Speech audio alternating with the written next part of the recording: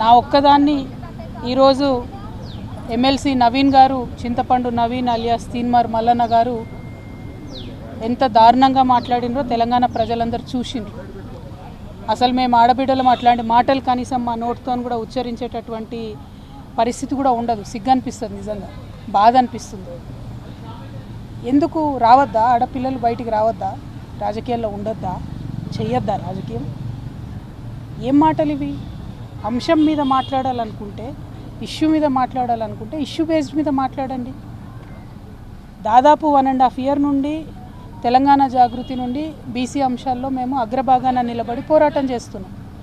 నేను ఏ ఒక్కనాడు కూడా తీన్మార్ మల్లన్న గారిని ఒక్క మాట కూడా అనలేదు. నేను అసలు ఆయన నన్ను ఎందుకు అన్నాడో కూడా నాకు తెలియదు. నన్ను అనాల్సిన సందర్భం ఏందో కూడా నాకు తెలియదు.